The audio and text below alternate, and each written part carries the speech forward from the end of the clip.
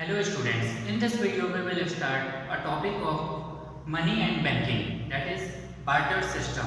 So what basically is barter system? For our day-to-day needs and wants, we need many things and we can simply go to market and purchase it with money.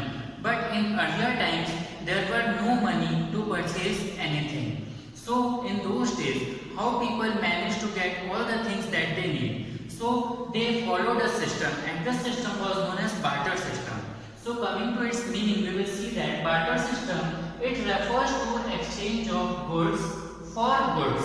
Okay, so what we are seeing here is that goods are being exchanged for another goods. We will understand this with an example.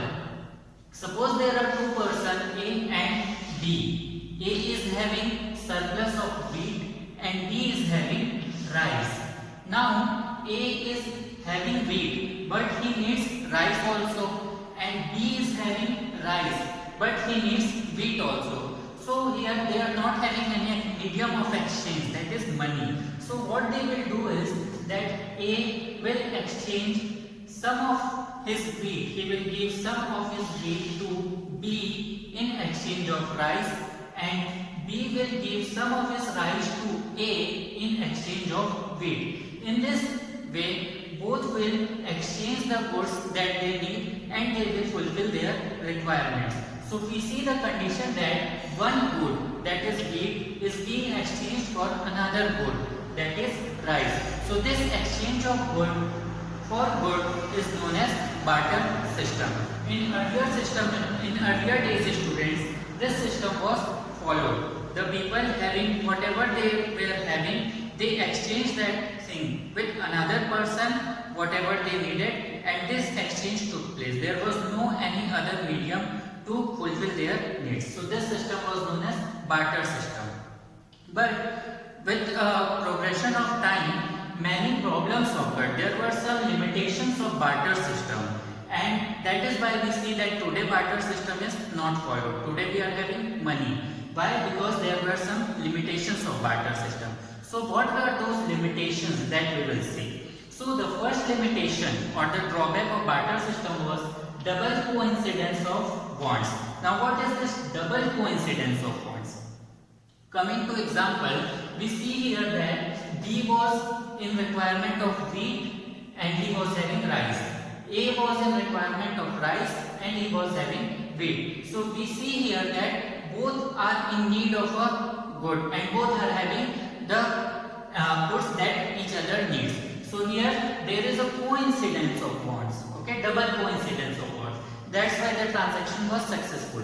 But let's take an example that B is having rice and A is having wheat, but A wants to have milk and B wants to have wheat. Now A wants to have milk but B is having rice, he is not having milk.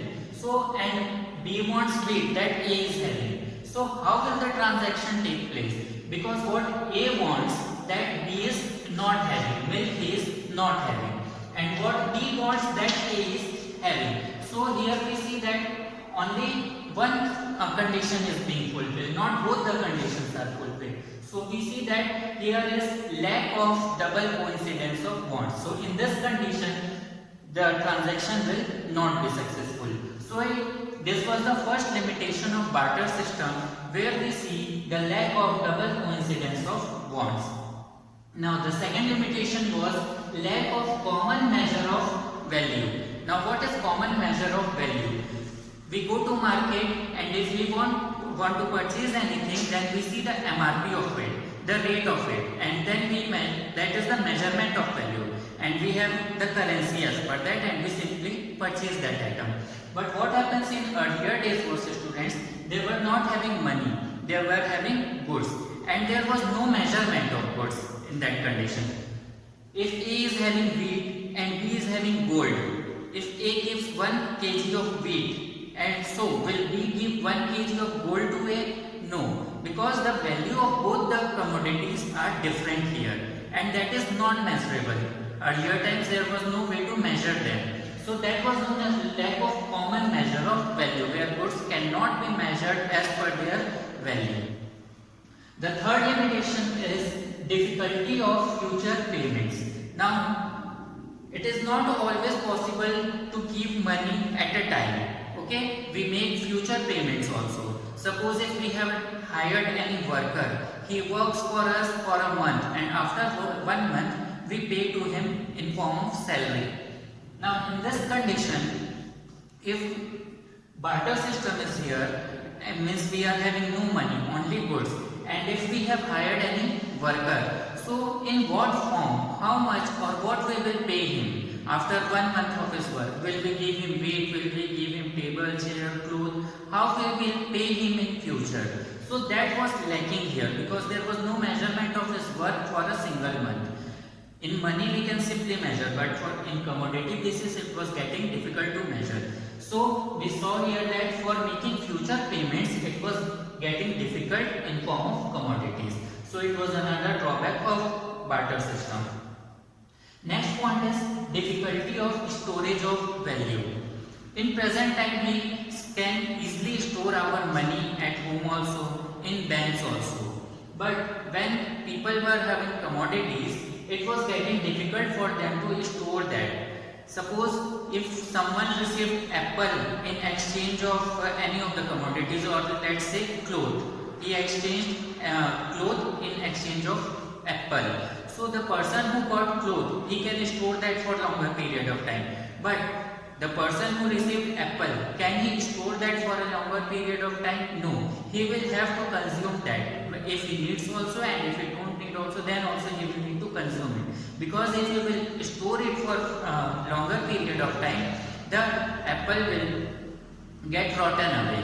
Okay, it will not be in a good condition. So there were many commodities which were hard to store. So it was the fourth limitation, that was difficulty of storage of value. And students, due to this only, that we see the limitations of barter system. There were several drawbacks and it was getting difficult to continue this system. That's why we needed a medium of exchange, a fixed medium of exchange.